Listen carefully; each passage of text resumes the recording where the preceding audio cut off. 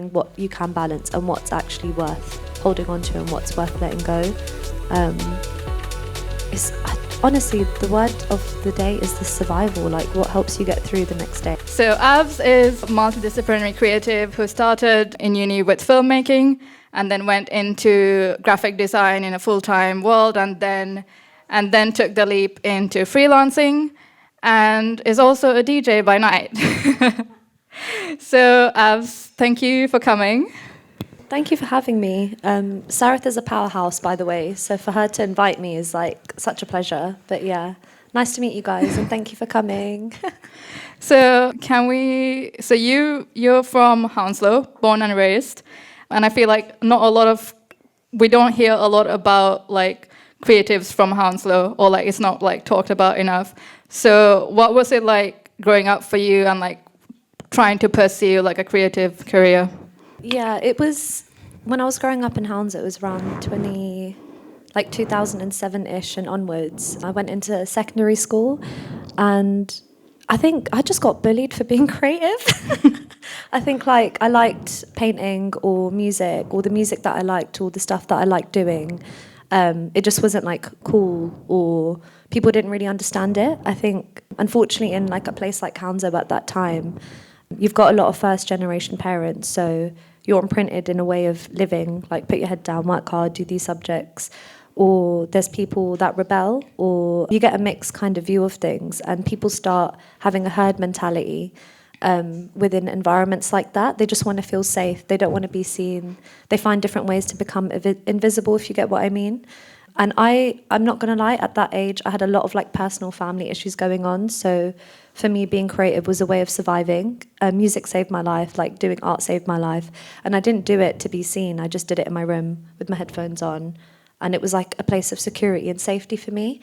And if I was to go and share that in school and got bullied for something that was really, really important to me, I wasn't going to share it with anyone there. And then also on the other side of that, there were no community hubs, there was no creative spaces, there was no encouragement for creativity in Hounslow when I was growing up. I think it used to back in the day, like maybe in the 70s, 80s, but it wasn't there when I was growing up. So yeah. And then what made you go into filmmaking for uni? Well, this talk was about navigating creative chaos, and this is where the chaos sort of began. I didn't choose it. Like, again, it was just personal reasons, family situations. Like, I just had to get out of the house, and originally I just wanted to do an apprenticeship and be close with my dad and make sure everything was okay. But he was like, no, you need to go to uni. And unfortunately, my brothers, who were like a generation older than me, they were told what to study at uni. They were told to study mechanical engineering and economics. They failed both of them because they didn't like it, they didn't enjoy it. But with me, my dad was like, you just need to get out of the house and just get out of the house. It doesn't matter what you do. And unfortunately, in sixth form, I didn't get the grades that I wanted because the family life was really, really distracting. It took a toll on my mental health. Like, I'd revise, I'd go into my exam and literally not write anything, and it really affected me. And then when it came to applying for unis, I had like 180 UCAS points. So I was like, right, if my dad wants me to go uni, I have to figure out how.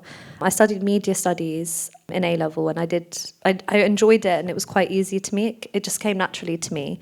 And I never thought I would do it I didn't know you could do filmmaking as a degree at that time. I think at that time creative courses weren't normal, and I saw filmmaking. It was in Leeds, it was 4 hours away from London. I was like, cool. It accepted my heart, like 180 UCAS points, and then that was it. I just did filmmaking from there, and that's where the chaos and the creativity like kind of started. It came from survival, basically. Yeah. I feel like everyone at some point in their journey goes through like a rough patch, and like that's always like a time where you learn the most, I guess. And so just for context, how long ago was that when you started uni? So we can have a rough timeline. You want to know my age? Just ask. I started uni at 2014, and that was when I felt like I was actually like reborn. I think I didn't have a lot of control about what I could wear, what I could do, who I could see, all of that stuff. It was a very strict upbringing. And then when it went to uni, I was like, oh, I'm doing filmmaking. I'm in Leeds. I'm like away in London. And I definitely got set free that day. And how did you find it, like, after uni? Like, you worked in the filmmaking industry for a little bit, and how was that? I think, so this would be in 2017 when I would have graduated, and I got into filmmaking. So I got a degree. The society and the government were like, right, you need a degree to be able to work. And then when I started to go into the film industry and try and get internships, they were like, do you have an Instagram? And I was like, no. I was like, why do I have an Instagram? I have a degree, but not an Instagram. No. And it became, I think, like, influencing kind of was becoming a thing then, but the film industry was quite brutal. There wasn't a lot of tokenism that there is now. There was a lot more ignorance, and my lecturers said it. They point blank said it at uni. They were like, you need to lick arse to get into the film industry, and that's not in my nature. I'll network, I'll speak to people, I'll be curious about people, but I just can't lick arse. I don't know if you can say that stuff here, but maybe you can. But yeah, I think after I finished uni, I was like, right, I need to try and get a job. I used to print out my CV. I'd find like all these different production houses on Google Maps, and I'll go into London like once every week, and I'll just go. And I think my speciality was editing and color grading. So I was going to the wrong places. I was going to like sound houses, and they were like, you need to go that way and not come here. But some of them were quite nice. They'd sit down with me and say, these are some companies that you can go to. I think I'd end up going to random networking events and learn more about the industry and learn more about where I can go. A lot of the time with film, I did not get paid for what I did. Like, I volunteered a lot. I worked on a film. It was called a 48-hour film challenge, and basically you have 48 hours to make a film. You get allocated groups, and I worked on a film when I was like 21. I edited it. I got nominated for Best Editor for the small festival, but then the whole film won, and then it got filmed in Cannes. I didn't get to go to Cannes. I didn't get paid. I worked really hard on that film, and like I feel like I kind of had nothing to show for it. And then there's other films that I've made at uni that have gone into festivals and stuff, but didn't get paid. Like I did like internships, made teas in loads of different other film companies and stuff. But it was just really hard to make an impression and an impact because I didn't lick arse, but yeah. Yeah, and what was it like? Did you have any like pressure from your parents like during those years? I think at this point it was just me and my dad and my brothers, and my dad didn't understand, and he still doesn't understand to this day. He's a little bit more supportive, but I think as long as I was making money, then it was fine. And that's why the film sort of, me pursuing filmmaking ended, because he had to sit down with me and was like, look, you need to like start earning money.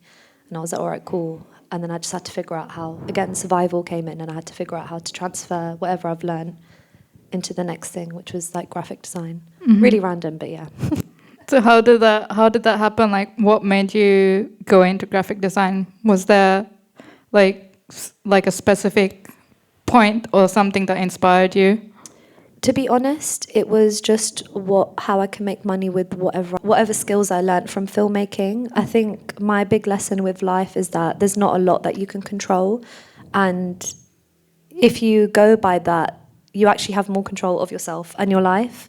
I think, who was it? I think I have quite a big family, so my cousin's wife, who was a girlfriend at the time, she worked within a data company, and they were looking for a junior designer.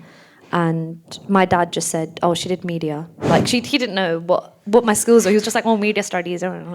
So he was like, yeah, she can do the job. And they were like, oh, you like graphic designer? And I was like, what the I was like, all right, okay. I was like, let me just Google what a graphic designer does, see what I can do. And I was actually really, really lucky. I was open-minded at that point. I didn't have control, but I was like, let me just see what I can do. And the boss that I had was so lovely. He was a bit of a micromanager, but he was probably the nicest boss that I've ever had. And micromanager. Yeah, the nicest micromanager. But he really taught me. He didn't just taught me like how to graphic design. Like I spent 3 months like learning how to use like the other sort of bits of software. to learn how to graphic design. But he taught me the attitude and like how people think about graphic designers in that industry specifically, and it helped me navigate like how to deal with attitudes or certain comments or like all the politics that comes in within certain industries and stuff like that. And I still use it to this day. Mm-hmm. Do you feel like when you're working full time, what was that environment like? Was it very, very like you were a graphic designer and there was like, was the whole team of like designers, or no, what was it like? I think I first worked within a data company called iProspect, and then the second job I had was like a startup PR company. And in that industry, it's more in the tech space, like advertising space.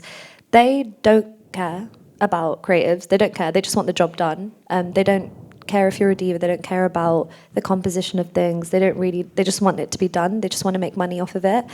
I never worked in a team. I didn't have a team to work with. I was just like a one-woman person that winged it. Like, I did not have a degree in graphic design, but I just had to lie and like Google. Google was my best friend.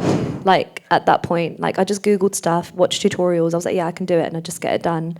And I learned a lot on the job. And I think that you just have to have a lot of resilience in those environments. The first job was like I was working on pitches.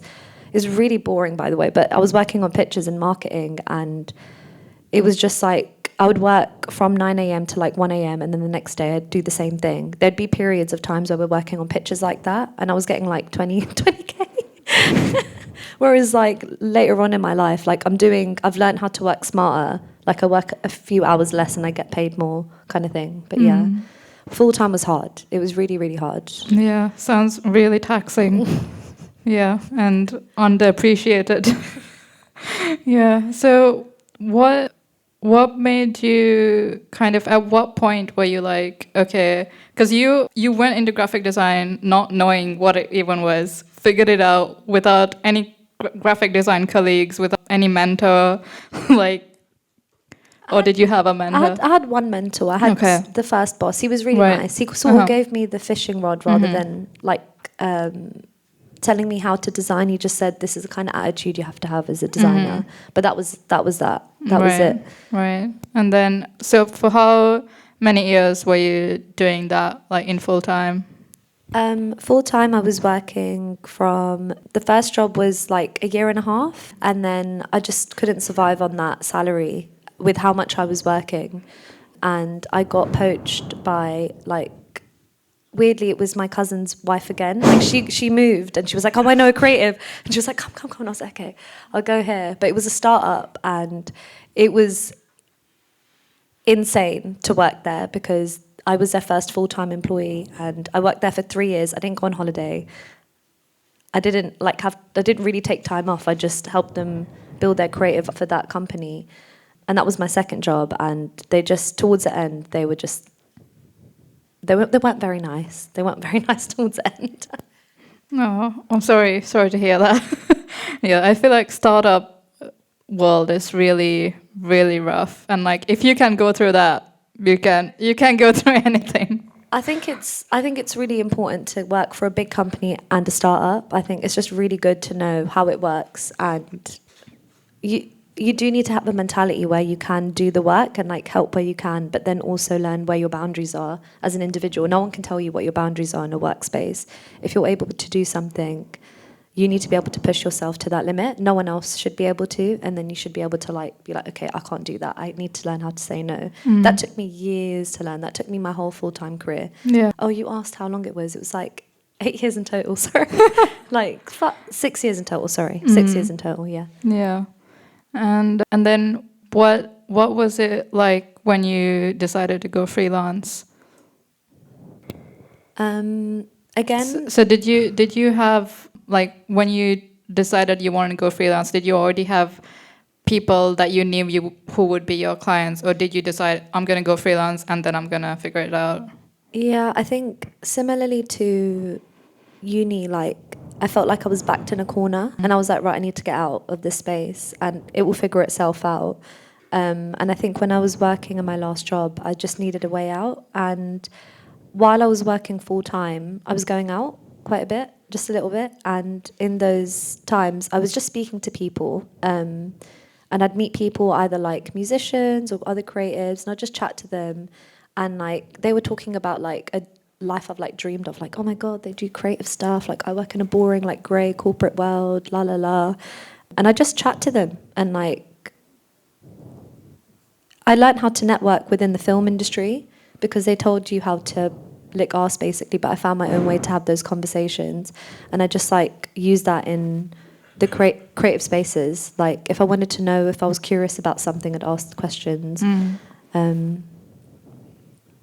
then I think the day that I left my job, I think there was an event in Colour Factory. It was with my friend Goldtooth. And at this point, I'd been working for 5 or 6 years full time. So I was going to events to just like let my hair down. I sometimes took photographs at events. I took photographs for Boiler Room in this time. Like I just did loads of random things. I didn't really think about it.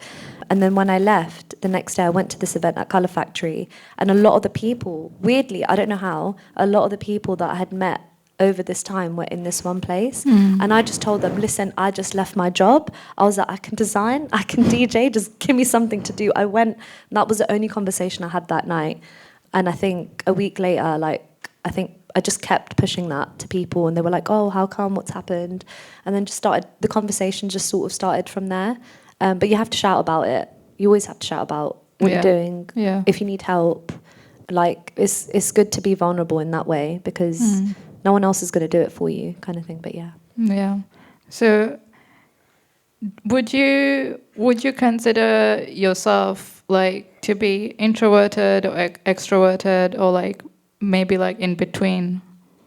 I think a bit in between. I think it's like a spectrum. I don't think it's as black and white. Like for me, if I'm comfortable in a space, I'm probably an extrovert. But if I feel like, ooh, I might not like that energy, I just go into more of a protective mode. I think there's benefits, there's pros and cons with being an extrovert and an introvert. You can observe more as an introvert, you can take things in. And then as an extrovert, you can release, you can like be your full creative self. So it depends. It depends what environment I'm in, I guess. Yeah. And so when did you get into DJing, and like what inspired you to do that? I think I said before in the beginning, like music was a big part of me growing up. It saved my life a lot of times. So I was just a listener for a long time. And then I think when I went to uni, Leeds, I don't know if anyone's been to uni up north, has gone out up north. It's very good. It's very cheap. You can get a shot for like 80p at this time. It was very encouraging to go out at that point. But the music was so good in Leeds at that time. Like I really enjoyed it. And I felt like I really came to my own. And after parties were like a normal thing. So people will have full decks. I don't know who afforded them. Because they're really expensive, but they'd have full decks at these after parties. And it never really occurred to me that like I would ever DJ or whatever, but I just thought it was a bunch of fun. And then after uni, I came back, and one of my friends and I missed uni so much that we just started events. And I think it would come out of our own pockets. This was while I was working full time, by the way, but it would come out of our own pockets. So we'd hire a venue, we'd pay DJs as well. Like we'd at least give them like £50 to £100, because she also worked in the music industry, so she knew how much was an appropriate amount to pay a DJ. But it got to a point where we couldn't afford having as many DJs. So she was like, look, Aveline, you got to learn how to DJ so we can save money. And I was like, all right. So I just had to learn survival again. It seems to be the theme of chaos for tonight. No, I love that. I love that. And so now what's your like day-to-day like as in like what's like your main focus, and like with freelancing, with DJing, what are the kind of things that you're doing? I'd say that I'm really lucky with the DJing stance, because I think I've just naturally supported things that I like things that you naturally gravitate towards, support it. And I did that with music. So I went to support my friends that played music. I went to events on my own. Like if anyone's come alone today, like I used to do that all the time. It's really good. I encourage it. I think with music, it's more of like a love. Like I don't really want to monetize that. I don't want it to get exploited. So if I do it, I'll do it because I want to do it, not just because of the money. And I'm always going to do it that way. And then with design, that's where I get my cash flow. Like, that's where I'm going to make my money. I'll do any jobs that I can with design, because that's kind of what I learned in my degree, I guess. Like, I learned how to tell stories in filmmaking, and I just transferred it onto design, like visual design or whatever. But my day-to-day, I couldn't tell you. That is chaotic as well. Yeah. Like, ever since freelance happened, like, I'm not someone that adheres to like a routine. It doesn't make sense to me. I'll try it. I'll try wake up. I'll try do this. But my body doesn't like work like that. Like, my creative spark will come at a random time in the day. It might come in the morning. It might come in the afternoon. It might come in the evening. I would say I'm on my 3rd year of freelancing, and I've had more consistency with work this summer, which has been good. So like every week I might have like a few meetings or a few calls, and it might be like, do you want to work on this? Some might fall through, some might not. It's a lot of admin. It's a lot, way more admin than I feel thought. I feel like with every kind of creative job, there's like more admin that you can think.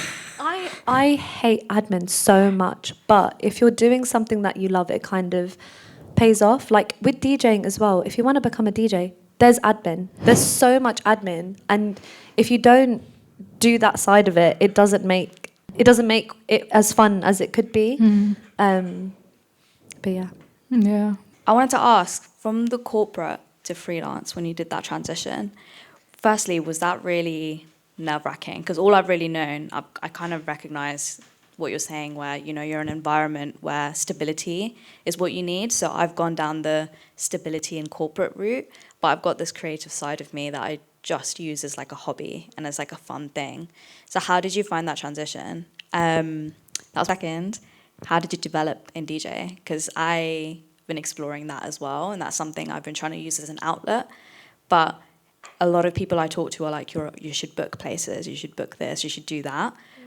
How did you navigate that space? It was quite chaotic again, but I think with corporate to freelance, I knew that I wanted to leave my job a year before I did it, and I just was kind of like preparing myself and weighing up the pros and cons. But in that time, what helped me have a soft landing with it was kind of picking up more jobs outside, trying to see, like, just experiment, trial and error. Like, can I sell this? Can I sell my skills in this way? What can I do? How can I package them up? Because I was already doing that creative job within my full-time job. So I was like, how can I transfer this? What are my skills? What are my strengths? Like, being really honest with myself, and then also preparing to save a lot of money, because money is obviously like going to help you feel whatever, like gets food on your plate and stuff like that. So it was just saved a bunch of money. And then when it came to being freelance, it was just being very open-minded and very prepared, like being ready to go to networking events, speak to people, say that, look, I've got work I can give you, I've got skills that I can give you, and something would have come along a way. Like, yeah, it's just think about a pebble a day kind of thing. And then the DJing thing, I luckily had a friend that taught me, and she was a really good teacher. She had decks that her partner had, and if I had my full-time day, I knew I was going out, I'd stay with her and her partner, and we'd just go out, and it was just like a bunch of fun. But sometimes when we came back, we'd like practice to DJ. I would go see her to practice to DJ, and then I'd book Pirate, and I'd just use what she taught me and learn myself. There's a lot of DJ teaching and doing workshops and stuff like that. You can sign up to it, and there's way more now than there were before, and there's a lot more Indian girls that do it, or like people of colour rather than like white spaces. So just have a Google. I wish I knew names at the top of my head, but I'm sure if you Google it, you'll find someone. One of the things that I'm trying to navigate for myself is to have a routine, but not too strict, because like you, when the creative spark hits, you want to be able to run with it. So how do you not have a routine, but still manage to be productive and get all the admin done?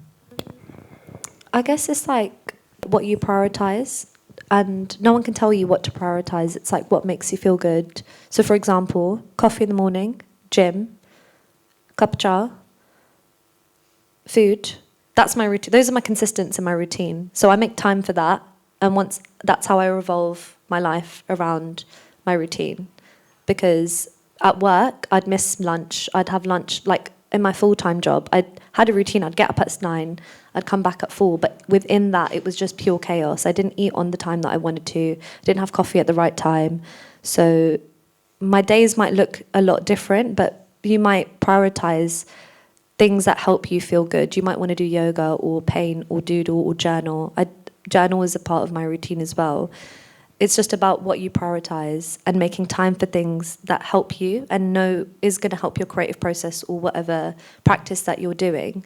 Like, for example, if you are a personal trainer but you don't stretch, you don't put any... That's a really bad example, but yeah, you get what I mean. You've got to put time into the things that help you work well, and then your routine will naturally come out of that. Like, you'll feel, oh my God, I didn't have my coffee today or my cup of water today. I feel really out of sorts. You go and make time for that, and that's your routine. And you start to figure it out. Like, I don't go to the gym the same time every day. Sometimes I do it in the afternoon. Sometimes I do it in the evening. And then when I come back, I have this creative spark. So it's allowing that flexibility, but knowing you've ticked off the main things that make you feel like you in the day. Hi, thank you so much. So I've been freelancing for like 15 years now, and I don't know why, but I hate institutions. But I mean, I've had to deal with corporate clients, but whatever. I'm going to jump to the question. So the thing is, I feel like with the similar age, because you timelined it, so I kind of thought about it, and we kind of grew up. I'm 29. There we go. So I feel like we were being creatives in the pre-AI world, right? And I just feel like this is something to be talked about. So for me, like, a lot of the growth and everything came from mentors. I was extremely lucky to have mentors throughout, like whether it was on the commercial end, work-wise, So can you just like talk a little bit about like, your thought process when you're sort of conceptualizing or like working on something and just the navigation? Because yes, there's a way that you integrate. Because like, so for me, AI is very helpful for like the admin stuff. Like it's like, just bomb it there, But how do you sort of go about in terms of inspirations or like thought because like for me, I was talking to Navjot, who I just met today, about like how books were like the sources of knowledge and inspiration, But what was it like for you?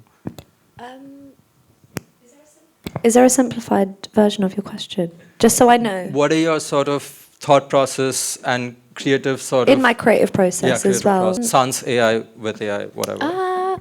I would say it depends on each project. I think each project is different, but usually what happens is that I'll get a client, they'll have a brief, and it depends how far they've thought of their brief. They either have an idea, they've got a name, they've got references, and from then, I don't know if anyone uses Figma. I don't, like, Figma does a lot of stuff, but I just use it, like, as a child. You can use a Fig Jam, and it has, like, a massive mood board, and it's basically like paint for adults. And I'm more of a visual person. Like, I don't... If I need to organize chaos, I do it in Figma. It allows me to just put everything on one page, and then I kind of find the golden thread within it. And the reason why I do that is because if you've got a brief, say if you want to start, like, I don't know, a company about samosas, but you don't have a name, you've got the product. A lot of time, the client has just like word vomit about what they want, what they do. They've got an idea of loads of clients or competitors that they've got. They've got all this different stuff, and you just want it in one place. So I use Figma from that, and then from that step, it's like, okay, so they like these kind of vibes, these kind of colors, this kind of language, and then you sort of every day, a pebble a day, you kind of like narrow it down. And you sort of become ruthless with the project. I think there's no same process that you can have with each client or each project, but you find a way that works for you. For me, I'm a visual person, so I use Figma, I use colors, I use visuals to help the client understand what I'm talking about, because you can't really articulate visuals that well. There's some clients that don't like Figma, they like lists, and I hate them, but I still work with them, and I'll use the list. I'll do what I need to do, and then I'll use ChatGPT to help me write a list then. But before, it would take me quite a while just to like make a black and white list as well. But I don't know if I answered your question, but that's how I. Yeah, I think that's like, it's certainly like different for like each project, each client, and like I think that's also what's chaotic about things, because you can hardly ever repeat the same thing. And that's, I guess, also what's exciting about it as well, right? Because you get something like new to like work on all the time. Yeah. So we've spoken about like your journey so far, what you've been doing, and if we can kind of like travel back in time and go back to like before you started uni or something, what would you kind of like wish your like younger self knew at that time, that, you know, like what's gonna happen? You're completely fine. That's what I'd say. I'll be like, you're completely fine. Keep sticking to what you love, and the universe will meet you halfway, kind of thing. Just that's pretty much it. Yeah. And what would you tell anyone that's like who's maybe only been in like a corporate world and trying to switch into freelancing? Like what's the most important skill to have, or what's the most important thing to be wary of, like going into this? I think the grass always looks greener on the other side, and it's quite a big decision to go into freelance, especially in the economy now. If you are in a corporate space and you want to go into freelance, just be real and honest with yourself and your position and how much money you've got. Save money. And then also, don't expect that just because you've gone freelance, people are going to come to you. You need to shout out about yourself. And what tends to happen is when you do go freelance, you get a few jobs because you're someone new in the market, in the freelance space. But after that happens, it gets quiet. And you have to have resilience, and you have to have that belief and trust in yourself that jobs will come. It's not as consistent as you would like. And also, one thing is, experiment while you're working full time. Like, go out, go network, go to networking events, try and get jobs while you're working full time. And I know it's a lot, but it's just that soft landing thing. It's just not as a harsh of a transition. And you're also then working with people that you recognize and that you know. So it's not a complete unfamiliar environment. You kind of know people and they'll be kind to you. And then you can go to places that you're not familiar with. Mm-hmm. But take your time. It's a marathon, not a race. You can go on Instagram and see how people are doing well and all that stuff. Go at your own pace, because that's the most important thing. Don't let anyone tell you that you need to be quicker or better or anything. Just take your time. And you've spoken a lot about how a lot of the switches that you've made into different careers, it's kind of had this survival element. And what do you kind of tell yourselves in that moment of like, you know, because I can think of like, if I'm in a survival mode, I might think, oh, it's like too much and like break down. You know, what would you kind of tell yourself to get through that? I think when it gets to that survival mode period for me, what I realize, it's just a simple change that I need. So for example, when I went to uni, it was getting out of the house. When I got out of the house, everything became clearer. I was able to like think for myself, do things. And then when it came to leaving my job, it actually felt really, really similar. I just felt like I was pushed into a corner. And even though my dad was like, no, you need to stay in a full-time job, you need another job before you... Literally everyone was telling me, don't leave your full-time job, you need another job before you leave. Like, no one agreed that it was a good idea. And I did it anyway, and I think it was probably the best decision of my life. Yeah. I saved my mental health because of that. But I think in those survival modes, it's like, what have you got to lose? What are the pros and cons?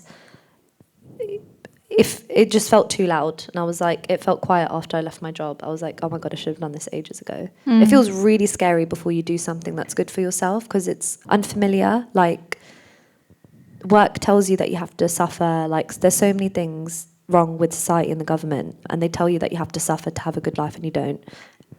But yeah, that's... Yeah. And so the other, I think, thing is that you're quite multidisciplinary. Like you've been in a lot of different fields. Maybe not all at the same time, but you've been in different fields.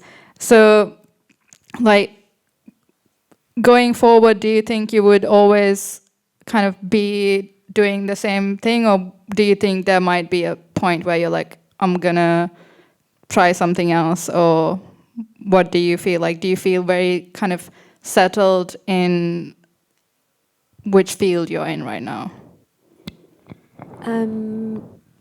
I would say that I'm still quite early in my freelance career. I've only been doing it for 3 years, and I need to make money. So however I can make money, I'll take the job and see what I can do, see how I can like transfer my skills onto that job. Maybe later down the line, if there's more consistency. But my main strengths, I'll go with my main strengths, and it's graphic design and branding. There's a lot more money and a lot more longevity that I can see with that. So I'll take those jobs more often. But if there's like, I don't know, if someone wants pictures taken, I'll get my camera out, I'll do it. But I think I'm only 29, I'll do it for a little longer. I like the chaos a little bit. Yeah. Yeah, I love that. And finally, what would you, so you say it's like a marathon, not a race. So, and like with freelance, are there like quiet periods, and like how do you pull yourself through that?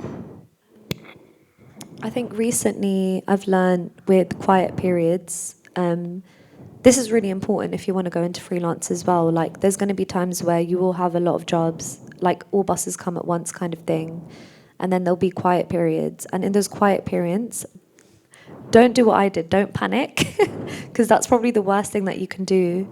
Just use that time to like recuperate. This is why it's really important to save when you're freelancing, because you're going to be burning through your savings essentially in those quiet periods, which is fine.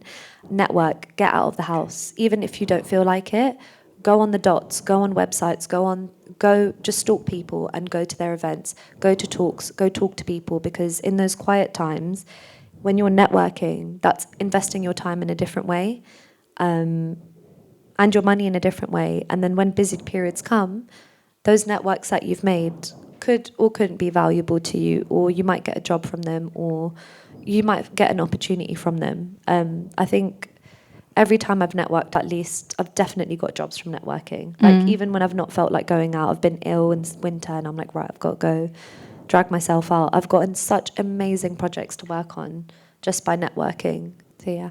And I feel like when you're kind of maybe starting out in the industry and you've never been to an event or never networked before, like when you were starting out, what did you have like think of like how do I network? Because I've always kind of I've had to like figure out like how do people actually do that, because it's not like you're not like networking environments aren't always like corporate. You don't go there be like, hey, this is what I do. There's how do you like, what kind of a process is that, and what kind of advice would you give to people about networking? I think, again, it's like a whole pebble a day mentality. Like, it can be quite a big thing. Looking for events is the first step. That's a good thing. That's a good step. That's a step forward in the right direction. What kind of events would you say? Anything that relates to what you want to do. Like, I think I use the dots. I don't know if anyone else has heard of the dots, but they have, this is for more of the creative industry, but they have job postings and they have event postings. It's sort of like a creative LinkedIn. LinkedIn has events if you follow the right people. But just do a bit of research in the field that you're into. And the first step would be finding the events that relate to what you want to do or where you want to learn, or someone that you're interested in. And then the next step is going. It's okay if you don't speak to anyone. It's fine. Just take it a step at a time, and then give yourself little goals. Okay, the next event, even if it's in a month's time, 2 months' time, right, I'll go. This is if you find it really difficult. Just give yourself that little push and motivate yourself to go. Or you could like ask a friend to go with you. And I think maybe one good thing is if you want to go away from an event, it would be worth taking something. So maybe have a question, or maybe have something where I want to show someone my portfolio, or I make it kind of like a game. So it's not, your ego isn't like going to get hurt by it. It's just like, I'm going to try and show someone my portfolio, or I have an idea, let me see how stupid it sounds to someone. Or if I can at least say hi to someone, find out what their job is. If I could like just make it something small and not so scary, and then you'll want to do it all the time. Like, trust me, once you pull off that band-aid, you'll be like, okay, I want to go to the next networking event. It's good to observe or be an extrovert in those events. It's fine. Like, even sometimes I go to events and I'm like, I'm not speaking to anyone. I'll just come in, see the talk and go. And that's absolutely fine too. Yeah. Be honest with yourself with your intentions and when you're going to these events. Yeah, and it's okay to like take it really step by step, like little step each time. Amazing. So does anyone else have any final questions? I just wanted to ask in terms of like, what do you call it? One of the main things I learned, because I'm recently working full time at a production company now, but from when we first met to all that, I was kind of freelancing, and I think I was working in Mayfair at my friend's bar on the weekends every so often as well. And one thing I learned was to forgive myself for my expectations, and also now that I'm in my 30s, I've kind of realised that your identity is the product of a series of decisions you take on a daily basis. How you choose to love yourself, how you choose to talk to other people, how you choose to manifest your relationship with yourself, and little things like from what time you wake up, how you talk to other people, how you dress and stuff. Every little decision, it affects the way you perceive yourself and the way other people perceive you, and that in turn becomes your professional identity. And then I've noticed that just need to give myself space. That how did you, from when you started working from when you were working full time to freelancing, what was the journey of you like forgiving yourself and stuff, and if you had any expectations that you wanted to meet, and could you say take it slow, give yourself that space? So how did you come to that perspective? I think it's a weird one because it can be quite personal. Like, I've been through certain personal things earlier on in my life, so my healing journey started quite early. I didn't know how closely related it would be to being a creative or like your day-to-day life. Like, when you go to a full-time job, you leave your personal life at home, right? But it actually they come in hand. It's just going to therapy. Go to therapy, journal, talk. I think everyone has a different way that they can come back and anchor themselves. Again, that's a step-by-step thing. It's just being honest with yourself. And also when it comes to like identity and how you perceive it, it's different for everyone. Like, I don't put that much heaviness on certain things in terms of my identity, but some people might choose to, and it's just about knowing what you can balance and what's actually worth holding on to and what's worth letting go. Honestly, the word of the day is the survival, like what helps you get through the next day. And it's better to hold on to less than to hold on to a lot. And that's what I've learned with healing and that kind of side of things with creativity and stuff. I think that's a really, really powerful note to end on.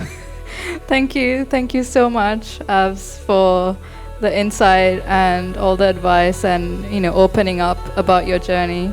And thank you everyone for joining today, and I hope it was useful. And yeah, so now is actually the time to network.